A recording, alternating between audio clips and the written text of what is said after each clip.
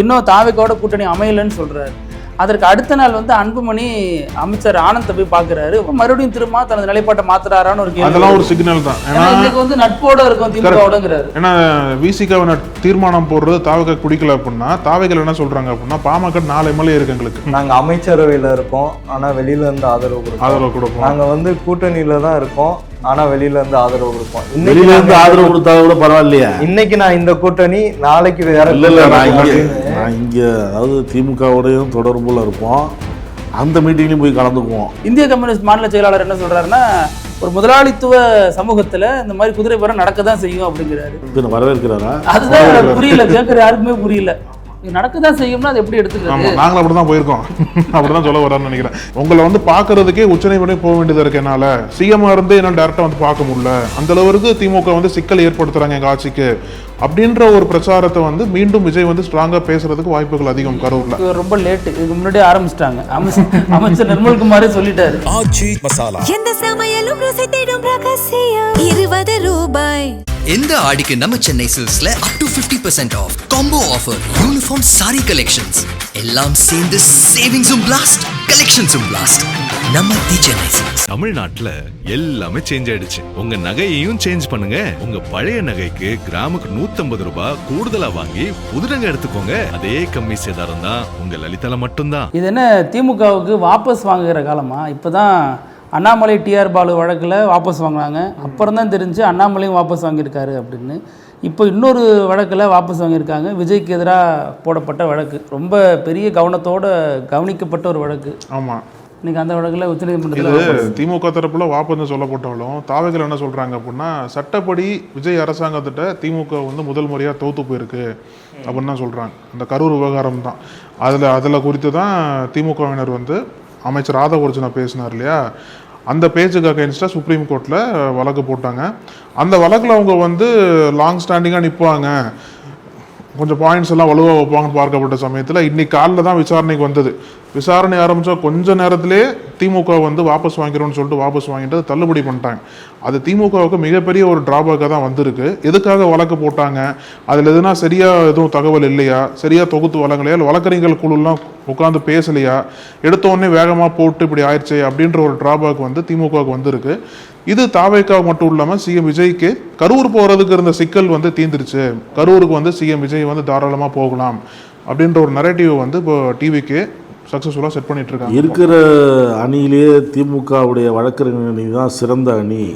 அந்த வழக்கறிஞர்கள் திமுகவுடைய வழக்கறிஞர்கள் அணி ஒரு பாயிண்ட் எடுத்துகிட்டு போச்சுன்னா வெற்றியோட தான் திரும்பும் அப்படின்லாம் சொல்லுவாங்கல்ல. இந்த வழக்கில் ஒரு சரியாக ஒரு திட்டமிடல் இல்லாமல் போயிட்டாங்களா, இல்லை எந்த இதில் போனாங்க அப்படிதான் சொல்கிறாங்க. இங்கே இன்னொரு விஷயம் என்னன்னா, வழக்கில் சொல்லப்பட்ட விவரங்கள் அங்கே நீதிமன்றத்தில் நடந்த விஷயங்கள் வேற, செய்திகளில் வர விஷயங்கள் வேற, ரெண்டுக்கும் முரண்பாடு இருக்குன்னுலாம் சொல்லிட்டு இருக்காங்க. அவரே சொல்றாரு, வில்சனே சொல்றாரு, வெளியில நாங்கள் என்ன மனுவில் சொன்னோமோ அதை வந்து ஊடகங்களில் வந்து சொல்லலை, வேற சொல்றாங்க. யாரும் விஜய் வந்து போக வேணாம்லாம் சொல்லலை. ஆதவ அர்ஜுனா இந்த மாதிரி பேசுறாரு, வழக்கு சிபிஐயில் இருக்கு, இந்த மாதிரி பேசலாமா? ஒன்று, வழக்கு விசாரணையில் இருக்கும்போது பொதுவெளியில் யாரும் இந்த மாதிரி கருத்து தெரிவிக்க வேண்டாம், இந்த வழக்கு சம்மந்தப்பட்டவங்க, வழக்கில் சம்மந்தப்பட்டவங்க. ரெண்டாவது 10ஆம் தேதி இந்த விஜய் அங்கே நேரடியாக போகும்பொழுது வேலைக்கான உத்தரவாதம் தரதாக ஏதோ சொல்கிறாங்க, அப்படி தகவல் வெளியாகுது பத்திரிகையில். அதை வந்து அதுக்கான ஒரு வழிகாட்டுதலை வந்து கொடுக்கணும். ஏன்னா வழக்கு விசாரணையில் இருக்குங்கிறதுனால இது சம்மந்தமானது அப்படின்னு சொல்லி தான் நாங்கள் போயிருக்கிறோம் அப்படின்னு அவங்க சொல்கிறாங்க. இல்லை, இதில் இப்போ கரூரில் ஒரு கணக்கு இருக்குது, அதை தீர்த்துருவோன்னு ஆதவர்ஜுனா சொன்னார். அந்த கரூரில் கணக்கு இருக்குன்னா அந்த வழக்கு நிலுவையில் இருக்கிறப்ப எப்படி பேசுகிறாருங்கிறது திமுகவோட வாதம். அதுதான் உச்சநீதிமன்றத்துக்கும் போயிருக்கு. ஆனால் அங்கே நீதிபதிகள் வந்து இந்த வழக்கை விசாரிக்க விருப்பம் இல்லைங்கிற அளவுக்கு பேசியிருக்காங்க அப்படிங்கிற தகவலும் சொல்லப்படுது. அதில் முதற்கட்டமாக அதை எடுத்துக்கிட்டு வாதாடுறப்ப நீங்கள் வந்து விஜய், அதாவது முதல்வரோட பயணத்தை நாங்கள் ஒழுங்குபடுத்தணும்னு நீங்கள் நினைக்கிறீங்களா அப்படின்னு நீதிபதிகள் கேட்டதாகவும், இல்லை அது எங்கள் நோக்கம் இல்லை, கரூர் விவகாரத்தை பற்றி முதல்வர் விஜயோ அமைச்சர்களோ யாரும் கருத்து சொல்லக்கூடாது, அது சிபிஐயில் இந்த வழக்கு நிலுவையில் இருக்குது, அதனால அந்த கருத்து சொல்லக்கூடாது அப்படிங்கிறத நோக்கம் அப்படின்னப்ப மறுபடியும் நீதிபதிகள் சார்பில் பேச்சுரிமைக்கு தடை விதிக்கணுங்கிறீங்களா அப்படிங்கிற மாதிரி ஆவேசமாக பேசியிருக்காங்க. அதற்கு அடுத்தும் வந்து திமுக தரப்பில் ஒரு வாதம் வைக்கப்படுது. அந்த வாதம் தான் இந்த வழக்கு வாபஸ் வாங்குறதுக்கான காரணமாக அமைஞ்சிருது. அந்த வாதம் வாதம் என்ன அப்படின்னா, இப்போ விஜயும் இந்த வழக்கில் முதன்மை குற்றவாளியாக இருக்கிறாருன்னு சொன்ன அந்த ஒரு விஷயம், நீங்கள் முழுசாக கேஸ் கட்ட படிக்கலையா? விஜய் எங்கே அதில் பேரில் இருக்குது? எஃப்ஐஆரில் ஆதரவு தானே இருக்காரு. அப்படின்னா அந்த வழக்கை எங்களுக்கு தொடர்ந்து விசாரிக்க விருப்பமே இல்லை, தள்ளுபடி பண்ணவான்னு கேட்டப்போ தான் வாபஸ் வாங்கிட்டு வந்திருக்கிறாங்க. ஆனாலும் இது திமுகவுக்கு நீங்க அண்ணன் சொன்ன மாதிரி அது ஒரு பெரிய சட்ட அணி அப்படின்னு சொல்லப்பட்ட நேரத்தில் பெரிய பின்னடைவு தான். அதே நேரத்தில் தாவேக்காவினர் ஒரு நெரேட்டிவ் செட் பண்ணாங்கல்ல, அதற்கான எந்த விதமான முகாந்திரமும் திமுக தனது மனுவில் கொடுக்கல. விஜய் கரூருக்கு செல்லக்கூடாதுன்னோ, அவங்களுக்கு பதவி வழங்கக்கூடாதுன்னோ, பாதிக்கப்பட்ட மக்களை சந்திக்க கூடாதுன்னோ திமுகவினுடைய பிரேயர்ல இல்லை. மாறாக திமுக என்ன முன்வைக்குதுன்னா, ஆதவர்ஜனா பேசுனது தவறு, அதை கண்டிக்கணும், சிபிஐ நடவடிக்கை எடுக்கணும். இதுதான் விசாரணையில் இருந்தது. ஆனால் செய்தி வேறு விதமாக வெளியாயிருக்கு. ஸோ பொதுவாக என்ன எப்படி கட்டமைச்சாங்க அப்படின்னா, திமுக சதி பண்ணுறாங்க, விஜயை போகக்கூடாது அப்படின்னு சொல்கிறாங்க அப்படின்ட்டு. ஆனால் பிரித்திவி சொன்னது போல் மனுவில் அது இல்லை. வழிகாட்டுதல் கொடுங்க, சிபிஐட்ட கேட்டு வழிகாட்டுதல் கொடுங்கன்னு சொல்லிட்டு தான் கேட்டிருக்காங்களே ஒழிய விஜய் போகக்கூடாதுன்னு சொல்லலை.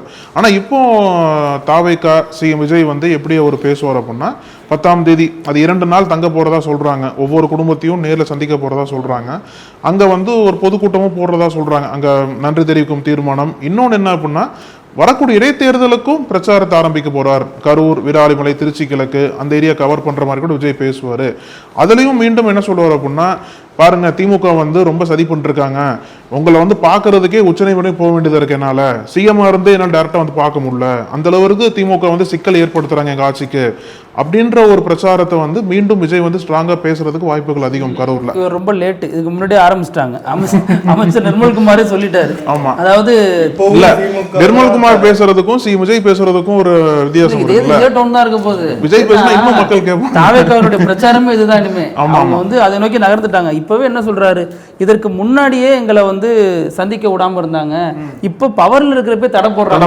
முன்னாடி எவ்வளவு மோசமா போட்டிருப்பாங்க, மக்களை சந்திக்க விட மாட்டேங்கிறாங்க அப்படின்னு. தான் எங்களால ஒவ்வொரு மாவட்டத்துக்கும் போக முடியல, கேட்ட இடத்துல தரல, அவங்க ஒரு இடம் சொன்னாங்க, இப்படி பல விஷயங்கள். இப்போ நாங்க ஆட்சிக்கு வந்துட்டோம், இப்போ பவர்ல இருந்தும் கூட எங்களால போக முடியல, இப்பயும் அவங்க தடை போடுறாங்க, உச்சநீதிமன்றம் வரைக்கும் போக வேண்டியது இருக்கு அப்படின்னு நேற்றே பேசினாரு. ஆட்சிக்கு 50 நாளை தாண்டிடுச்சு. இன்னும் இப்போதான் அவங்க நீதிமன்றம் போயிருக்காங்க. வெற்றி பெற்றவொடனே விஜய் போயிருந்தா யார் தடுத்திருக்க முடியும்? அப்போ இவங்க போகாமல் இருந்ததுக்கு ஒரு காரணமா, அல்லது இன்னைக்கு போகிறப்ப கரெக்டாக திமுக வாண்டடா வண்டியில் ஏறி இப்படி பல்ப் வாங்கியிருக்காங்களா? வண்டியில் இருந்தாலும் சொல்லணும். இல்லை, ஏற்பாடுகளை முன்னாடியே தொடங்கிட்டாங்க. மதியழகன், புதுசாக சேர்ந்த எம்ஆர் விஜயபாஸ்கர், இவங்கெல்லாம் 2 பேர், குறிப்பாக அந்த மாவட்டத்துக்கு இவங்க 2 பேர் தானே, எம்ஆர் விஜயபாஸ்கர், மதியழகன், இவங்க 2 பேரும் போயிட்டு ஏற்பாடுகள்லாம் பார்த்துட்டு இருந்தாங்க. அதுவும் மீடியாவில் வந்த நேரத்தில் தான் இந்த விஷயமும் பேசப்பட்டுச்சு. 2வது, நீதிமன்றத்தோட நிலைப்பாடு குறித்த கேள்வியும் எழுது. செந்தில் பாலாஜிக்கு ஒரு நீதி, இவருக்கு ஒரு நீதியா அப்படிங்கிற மாதிரி கேள்வி எழுப்புறாங்க. ஏன்னா செந்தில் பாலாஜி என்ன சொல்லி நீதிமன்றம் கண்டிச்சிச்சு, அமைச்சர் பதவி வேணுமா இல்ல பெயில்ல இருக்கீங்களான்னு கேட்டாங்க.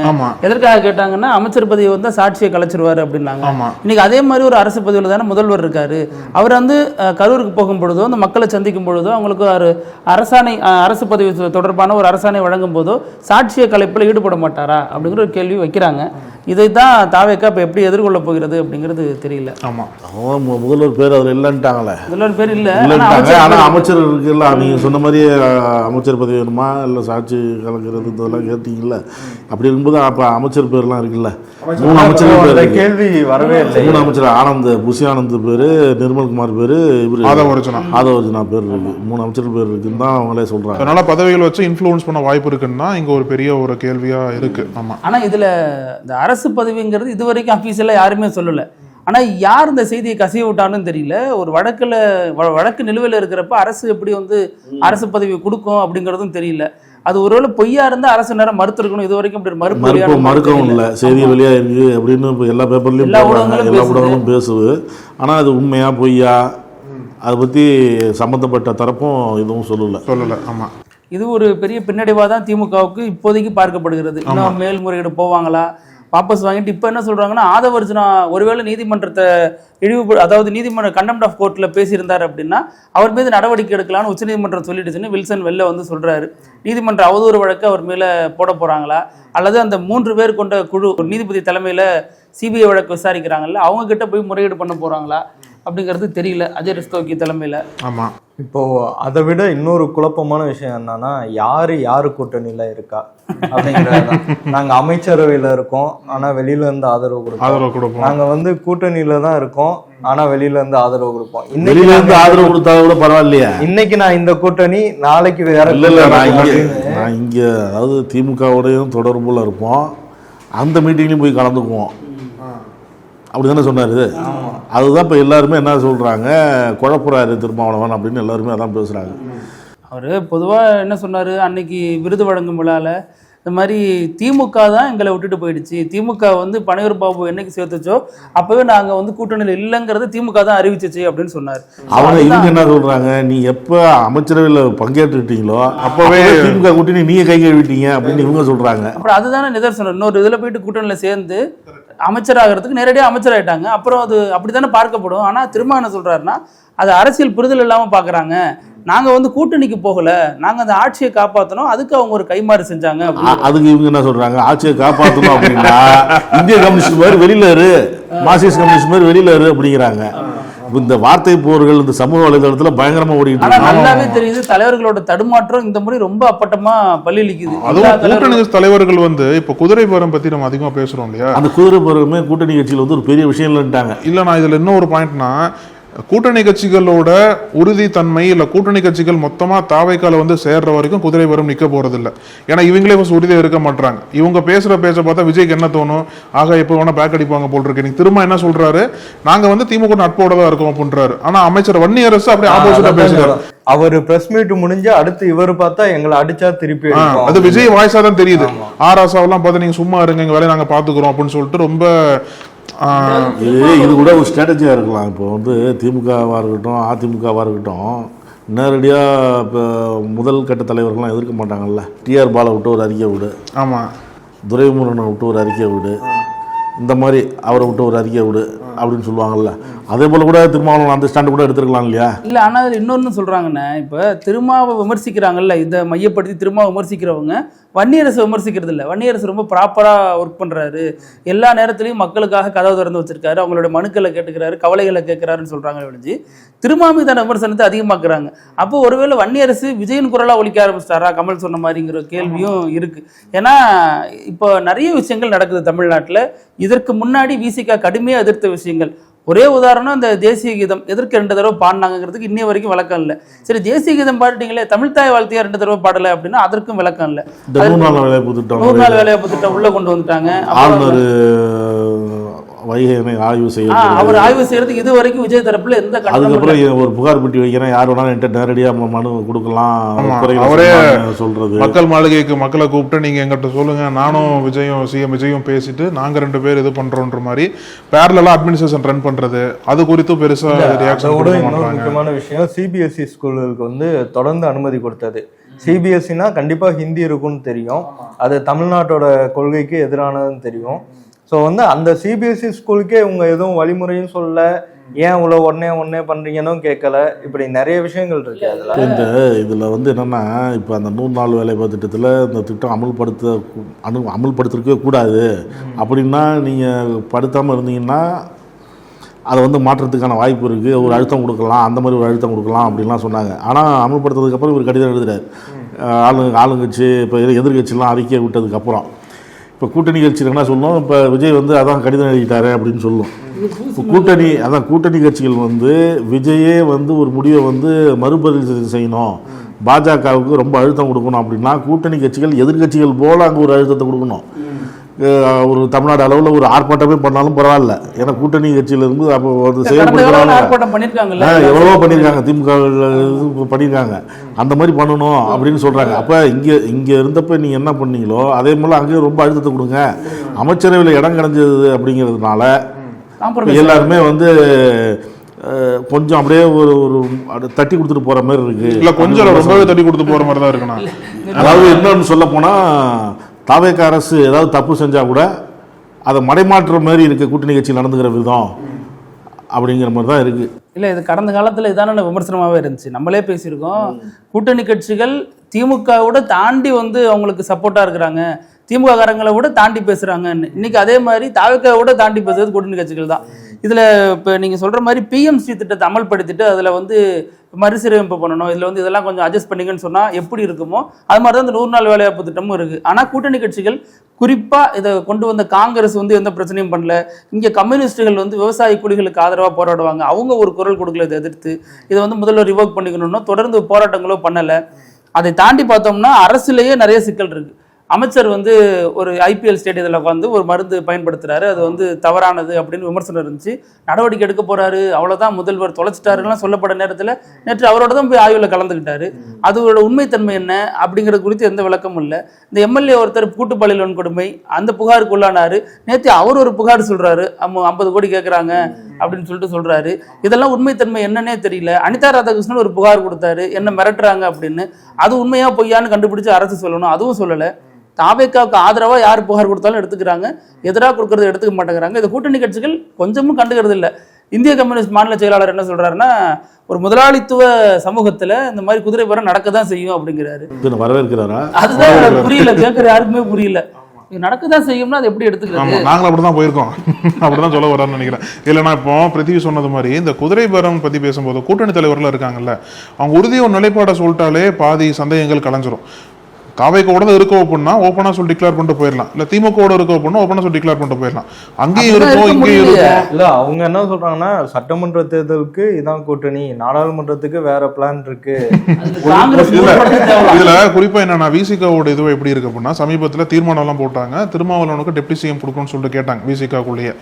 அந்த தீர்மானத்துக்கு தாவேக்காக்குள்ளேயே பயங்கர எதிர்ப்பு வந்து இருக்கு.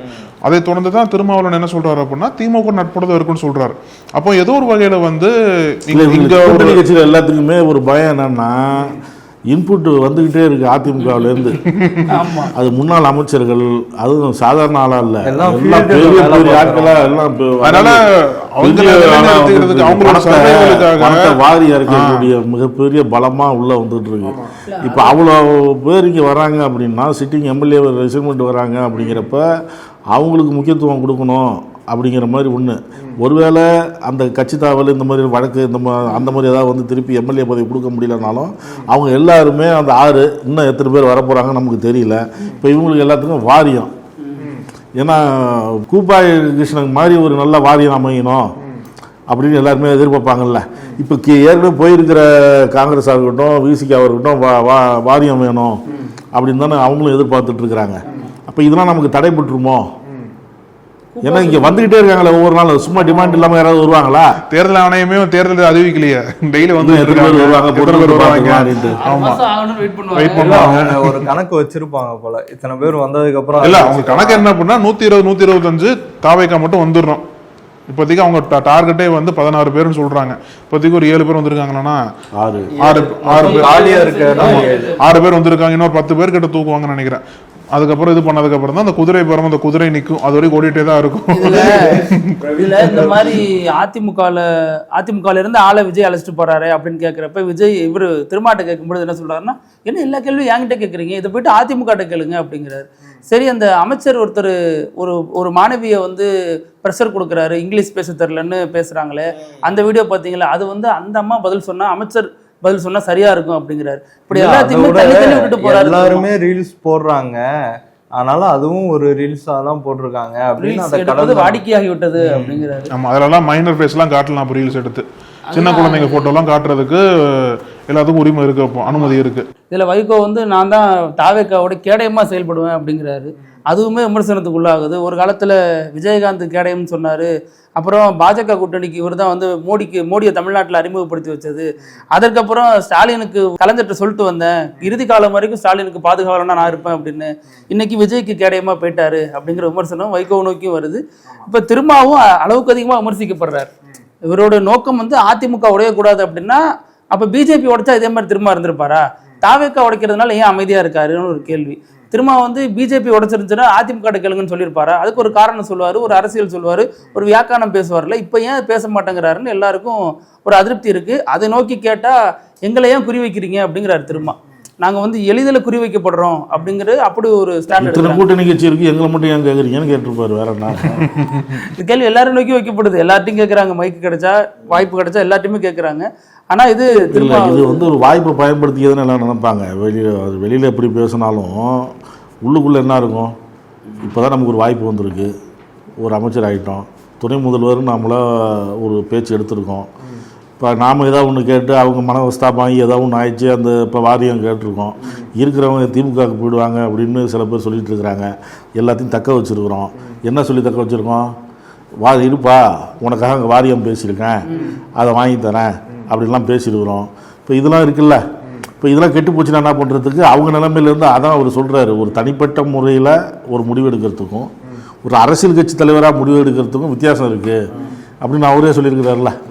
ஆனால் திருமாவோட நிலைப்பாடு ஏன் மாறுதுன்னு பார்க்குறோம். நான் திருமா பாருங்கள், அதற்கு முன்னாடி விசிகா வந்து நாங்களாக வெளியேறல, திமுக எங்களை வெளியேற்றிருச்சுங்கிறாரு. இன்னும் தாவேக்காவோட கூட்டணி அமையலைன்னு சொல்கிறாரு.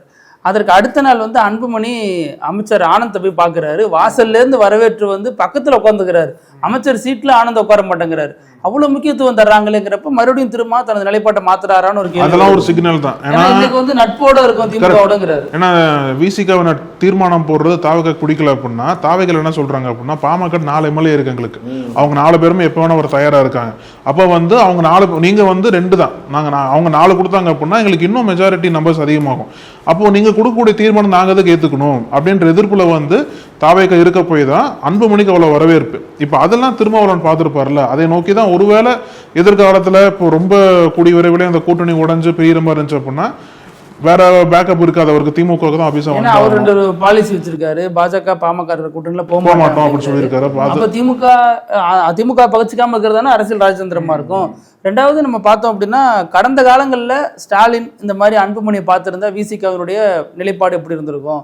இப்படி ஒரு தனிப்பட்ட முறையில் இவ்வளோ முக்கியத்துவம் கொடுத்து பார்க்குறாங்கல்ல. ராமதாஸ் கூட போய் இந்த அளவுக்கு முக்கியமாக பார்க்கல, ஹாஸ்பிட்டலில் இருந்தப்போ பார்த்துட்டு வந்தார் ஒழிஞ்சு. அரசியல் ரீதியான ஒரு முக்கியத்துவம் வந்து சந்திப்பாக இருந்திருந்தா விசிகா எப்படி பார்த்துருக்கோம், இப்போ எப்படி பார்க்குது அப்படிங்கிறது ஒரு கேள்வியாக இருக்குது. ரெண்டாவது இதுக்கு என்ன பேர் வைப்பாங்க அப்படிங்கிறது ஒரு கேள்வி. இந்த கூட்டணிக்கு இன்னும் பேர் வைக்கல. ஆல்ரெடி விஜய் ஒரு பேர் வச்சார், கல்லாப்பட்டி கூட்டணின்னு. அது வந்து முன்னாடி, இப்போ வந்து சமூக நீதி கூட்டணி. அவர் சொன்ன அதே கூட்டணியில் இருக்கிற அத்தனை பேர் இங்க வந்துட்டாங்கல்ல. இங்க வந்து சமூக நீதி கூட்டணி. இது எப்படி தெரியுமா இருக்கு, வைகோ சொன்னார் இல்லையா, கரூருக்கு விஜய் போறப்ப அப்போ மனசாட்சி இல்லைன்னு, இப்போ போறப்ப மனசாட்சி இருக்குங்கிற அப்படிங்கிற மாதிரி பதில் கொடுத்திருந்தாருல. ஆனா இறுதியில பாத்தீங்கன்னா சிஎம் விஜய்க்கு மட்டும் இல்லாம தாவேக்காவுக்கு ஏதோ பெரிய ஒரு பிளஸ்ஸா இருக்கு அப்படின்னா திமுக அதிமுக தலைமையில் இருந்து வரக்கூடிய கருத்துக்கள் தான். அதாவது முன்னாடி திமுக தலைவர் ஸ்டாலின் என்ன சொன்னார் அப்படின்னா, இந்த ஆட்சி வந்து 6 மாசம் கூட இருக்காதுன்னு சொன்னார். அதே லைன்ல தான் எடப்பாடி பழனிசாமி இன்னைக்கு என்ன சொல்லியிருக்காரு அப்படின்னா 5 வருஷம் தாங்காது அப்படின்னு சொல்லியிருக்காரு. அப்ப ஏதோ ஒரு வகையில 2 முக்கியமான கட்சிகளும் தாவேக்காக்கு அகைன்ஸ்டா தொடர்ந்து இந்த ஆட்சி தாங்காது, ஆட்சி நிலைக்காது அப்படின்ற ஒரு நெரேட்டிவ் செட் பண்ணும்போது அது விஜய்க்கு இன்னும் ஒரு கூடுதல் அட்வான்டேஜா தான் போகுது. அப்போ வந்து ஆட்சி பண்ண விட மாட்டாங்கன்னு அப்படின்ற ஒரு எமோஷனல் ஒரு சென்டிமெண்ட்டை வந்து மக்கள் இடத்துல கடத்தும் போது அப்போ ஆட்டோமேட்டிக்காக விஜய்க்கான ஆதரவு அதிகமாக இருக்கு. அதனால இந்த கருத்துக்கள் எல்லாம் இந்த 2 கட்சிகளும் சொல்றதை தவிர்த்தா அங்க நல்லா இருக்கும்ன்ற மாதிரி தான் ஒரு சொல்றாங்கல்ல. இவங்க சொல்றதெல்லாம் தவிர்த்தாதான் அவங்க அரசியல் பண்ண முடியும். இவங்க என்ன சொல்லுவாங்கன்னா, திமுக பேசவே கூடாது, அதிமுக அந்த மாதிரி. அதிமுகவை விஜய் அடி அடிச்சு சதைக்கிறாரு, ஆனா அதிமுக பதிலே கொடுக்க கூடாதுன்னா அவர் எப்படி அரசியல் பண்ணுவார் எடப்பாடி? இது வந்து புதுசு கிடையாது. இது வந்து ஏன் புதுசு கிடையாதுன்னா, எடப்பாடி பழனிசாமி குறைந்த எம்எல்ஏக்களோட ஆட்சி பண்ணிட்டு இருக்காரு இல்லையா, மெஜாரிட்டி இருந்தாலும் அப்ப ஸ்டாலின் வந்து பெரும்பான்மையான எதிர்கட்சியா இருக்காரு. அவர் நினைச்சிருந்தா அன்னைக்கே குதிரை பெரும் நடத்தி எடப்பாடி ஆட்சியை கவிழ்த்திருக்க முடியும். ஆனா அப்ப ஸ்டாலின் என்ன சொன்னார்னா, தொடர்ந்து எடப்பாடி வந்து இன்னும் சில நாட்கள் ஆட்சி இழந்துருவாரு, சசிகலா வந்துட்டு இருக்காங்க, இந்த ஆட்சி விரைவில் போயிடும்னாரு. அது மாதிரி ஸ்டாலின் மெஜாரிட்டியோட ஆட்சி ஏற்றதுக்கு அப்புறம் எடப்பாடி என்ன சொன்னாருன்னா, இது வந்து 4 அமாவாசை தாங்காது, இன்னும் 18 அமாவாசை தாங்காதுன்னு அமாவாசை கணக்குல சொல்லிட்டு இருந்தார். இது வந்து எதிர்கட்சிகள் தனது கட்சி தொண்டர்களை உற்சாகப்படுத்தணும், ஒரு நம்பிக்கையா வச்சிருக்கணும்னா ஏதோ ஒன்று சொல்லி தானே வைக்க வேண்டியதா இருக்கு. அப்பெல்லாம் யாருக்கு எங்க குற்றச்சாட்டு வச்சாங்களோ அவங்களுக்கு தான் ஃபேவரா போயிருக்கு. அப்ப இதே மாதிரி தான் ஃபேவரிட்டி வந்து விஜய்க்கு போக வாய்ப்புகள் இருக்குன்னு அதிகமா சொல்றாங்க. ஏன்னா இப்ப வந்து அதிமுக என்ன சொல்றாங்கன்னா, தினகரனை கூட்டுவாங்க, சசிகலாவை கூட்டுவாங்கன்னு அதிகமா குரல்கள் கேட்கறாங்க இல்லையா. ஆமா, தஞ்சாவூர் கும்பகோணம் மாவட்ட நிர்வாகிகள் வந்து டிடிவி தினகரனை இணைச்சாக்கிட்டான்னா அப்படின்னு சொல்றாங்க. இவர் அவர் தனி கட்சி நடத்தியிருக்கிறாரு, வச்சிருக்கிறாரு அப்படின்னு சொல்லியிருக்கிறாரு. ரொம்ப எதிர்ப்புலாம் தெரிவிக்கலையாம் எடப்பாடியும் அப்படின்னு சொன்னவங்களே வெளியில வந்து சொல்றாங்க. அப்ப வந்துருவாங்களானா என்னன்னு தெரியல. இதுதான் ஸ்ட்ராட்டஜியா இருக்கும் தினகரனுக்கு. இது வரைக்கும் விட்டு கொடுக்காம பேசிட்டு இருக்காரு, கூட்டணியில தொடர்ந்து இருக்காரு. அது ஒரு இது கூட பார்க்கலாம். நம்ம அதிமுகவை பத்தி பேசுனீங்கல்ல, கார்த்திக் சிதம்பரம் என்ன சொல்றாரு, என் பேச்சை என் கட்சிக்காரங்களே கேட்க மாட்டேங்கிறாங்க, ஆனா அதிமுகலாம் இருக்கணும், என்ன சொல்றது என்ன செய்யறது ஒன்றும் புரியல, அதிமுகலாம் ஒரு இயக்கம் வேணும் அப்படின்னு அவர் சொல்றாரு. அப்பதான் இங்க தரலன்னா அங்க பேரம் பேச முடியும் அப்படிங்கிறாரு. இந்த பக்கம் காங்கிரஸ் ஏதோ கூட்டம் நடந்ததாமே, இந்த மாதிரி அமைச்சர்கள் மாநில கமிட்டி. இப்போ இங்கே அதிமுகலேருந்து முன்னாள் அமைச்சர்கள்லாம் போகிறாங்கல்ல, அவன் மேலாம் வழக்கு இருக்குது, இது என்ன நம்ம கூட்டணிக்கே கெட்ட பேராக இருக்குமே, நம்ம மக்கள்கிட்ட என்னது அப்படின்னு பேசியிருக்காங்க அவங்க. அதில் வந்து இவர் அவர் பேருன்னா பிரவீன் சக்கரவர்த்தி. அதில் வந்து பிரவீன் சக்கரவர்த்தி என்ன சொன்னாரா, அவங்க கட்சி உள்காரம் நமக்கு எதுக்கு, நமக்கு என்ன வேணுமோ நமக்கு என்ன செய்யணும் செஞ்சு சொல்லி தாவேக்காக ஆதரவாக பேசினாராம். இது அங்கே இருக்கிற சீனியர்ஸ் சில பேருக்கு பிடிக்கலையா. அப்போ சீனியர்ஸ் இது வரைக்கும் பிரவீன் சக்கரவர்த்தியை கவனிக்கவே இல்லைன்னு அர்த்தம். புதுசாக பிடிக்காம போகுது அவங்களுக்கு. எப்பவுமே அப்படி அதே ஸ்டாண்டு தானே அவர் எடுக்கிறாரு. அவர் தானே குதிரை பேரம் இல்லை, ஹார்ஸ் ரேஸ், குதிரை வேகம். விஜயும் அதுக்கப்புறம் குதிரை வேகம் அதுக்கு முன்னாடியே சொல்லிட்டாரு. மாற்றி பேசுறாரு. இப்போ ஒட்டுமொத்த கூட்டணி கட்சிகளுக்கும் அதிமுகலேருந்து வரதை பிடிக்கல. அவங்களுக்கெல்லாம் ஒரு பயம் இருக்குது. ஒருவேளை எல்லாருமே உள்ளே வந்துட்டு வந்தவங்க பூரா திருப்பி சீட்டு கொடுத்து ஜெயிக்க வைப்பாரா, இல்லை தாவேக்காவில் இருந்து ஒரு வேட்பாளர் போட்டு ஜெயிக்க வைப்பாரா, அவருக்கு தேவையான இடம் கிடச்சிட்டா நமக்கான முக்கியத்துவம் குறைஞ்சி போகுமோங்கிற ஒரு பயம் வந்து காங்கிரஸ்லேருந்து இங்கே எல்லாத்துக்கும் விடுதலை ஐஎம்எல்ஏ எல்லாத்துக்குமே அந்த ஒரு பயம் இருக்குது. நமக்கு முக்கியத்துவம் தருவாங்களா. ஆனால் என்ன சொல்கிறாங்கன்னா, இவர் இழுக்கிறது வந்து உள்ளாட்சி தேர்தலில் கட்சியை ஸ்ட்ரென்தன் பண்ணும். இப்போ இருக்கிற நிலைமைப்படி பார்த்தா கட்சி சின்ன பெரிய அளவில் இதில் வந்து தேவைப்படாது. ஆனாலும் வேலை பார்க்குறதுக்கு பவர்ஃபுல்லான லீடர்ஸ் வேணும். அப்படிங்கிறதுனால அந்தந்த ரீஜனில் இருக்கிற லீடர்ஸை அந்த களத்தில் வந்து கட்சியை வளர்க்கணும் அப்படின்னா இந்த மாதிரி இருக்கக்கூடிய முக்கியமான நபர்களோட தயவு வேணும். ஆனால் உள்ளாட்சி நீங்கள் சொன்னது போல் சின்னம் அங்கே தீர்மானிக்காது. அங்கே இருக்கக்கூடிய லோக்கலால் யார் பலமாக இருக்காங்களோ அவங்க தான் அங்கே வெற்றி பெற வாய்ப்பு. விஜயபாஸ்கர் சேர்ந்த அன்னைக்கே புசி ஆனந்துக்கிட்ட சில பேர் போய் சொல்லியிருக்கிறாங்களாம். அதாவது தாவேக்காவை சேர்ந்த அமைச்சர்கள் எம்எல்ஏக்கள் என்ன அவங்களுக்கெல்லாம் அவ்வளோ முக்கியத்துவம் தரீங்க, இப்போ நாங்கள்லாம் தொடர்ந்து உழைச்ச வெற்றி வாய்ப்பு இழந்திருக்கிறாங்க. அவ்வளோதானே சில இடத்துல நம்ம எம்எல்ஏ வேட்பாளர்கள் வெற்றி வாய்ப்பை இழந்திருக்கிறாங்க, அவ்வளோதானே. அதனால் செல்வாக்கு இல்லைன்னு சொல்ல முடியுமா நமக்கு? அதுக்காக இவ்வளோ முக்கியத்துவம் தரீங்களே அப்படின்னு இப்போ எப்படி கட்சி பதவியெல்லாம் எப்படி போடுவீங்க அப்படின்னு அங்கே ஒரு பஞ்சாயத்து ஓடிட்டு இருக்கிறதாகவும் சொல்கிறாங்க. விஜய்கிட்டே சில பேர் போய் என்ன சொல்கிறாங்களே, அவங்க நீங்கள் ஜெயிச்சதுக்கப்புறம் தானே இத்தனை பேரும் முடியாறாங்க, எலெக்ஷனை போய் யாராவது திரும்பி பார்த்தாங்களா? எலெக்ஷனாக வந்தாங்கண்ணா, முஸ்தபா வந்தார், கேஎம் ஷரீஃப் வந்தார், அவங்கெல்லாம் கூட்டணி, அவங்கெல்லாம் வேறு கட்சிகள் தானே வந்து தானே கூட்டணி வச்சாங்க. முஸ்தபா தான் எம்எல்ஏ ஆகிட்டார். இப்போ இல்லை அந்த மாதிரி வந்து சொல்கிறாங்க. இப்போ அதுவும் விஜய்க்கு மனசில் இருக்கும்ல, தேர்தலுக்கு அப்புறம் தானே நீங்கள்லாம் வந்தீங்க, இன்றைக்கி நான் வந்து கொடுத்ததா புகழ் பாடுறீங்க, ரைட்டு. இதுக்கு முன்னாடியே நீங்கள் வந்து புகழ் பாடல, இல்லை இந்த அமைச்சர் பதவியெல்லாம் கொடுத்தேன்னு சொல்றதுனால தான் தேர்தலுக்கு அப்புறமும் நீங்கள் வந்திருக்கீங்க அப்படின்னு அவருக்கும் தெரியும்ல. அப்படி பார்த்தா அவர் யாரையுமே நம்ப முடியாது. அவர் கூட இருக்கிற முக்கியமான சர்க்கிளில் ஆனந்த் தவிர எல்லாருமே இவர் கட்சி ஆரம்பித்த அப்புறம் வந்தவங்க, எலெக்ஷனுக்கு முன்னாடி கரெக்டாக வந்தவங்க, செங்கோட்டையன் வேறு வழி இல்லாமல் வந்தார்.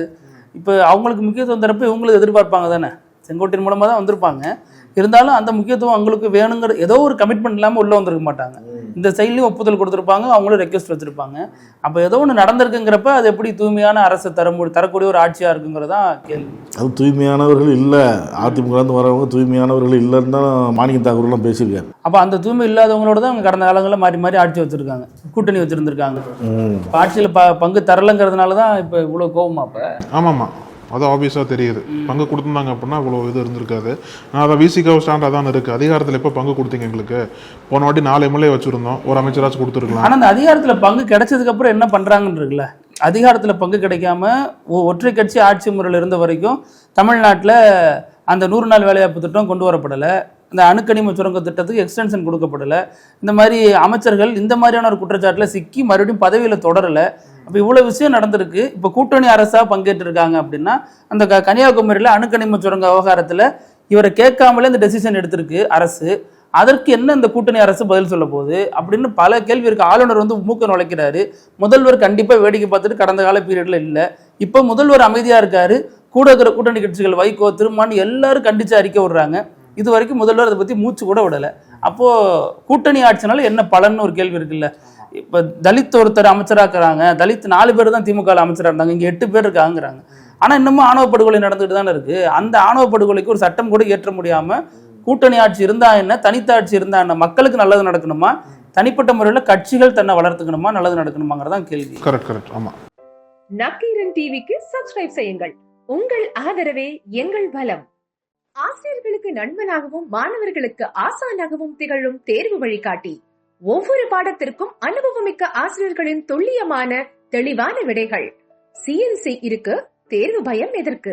இது தீரன் பப்ளிஷிங் ஹவுஸ் விற்பனை வெளியீடு.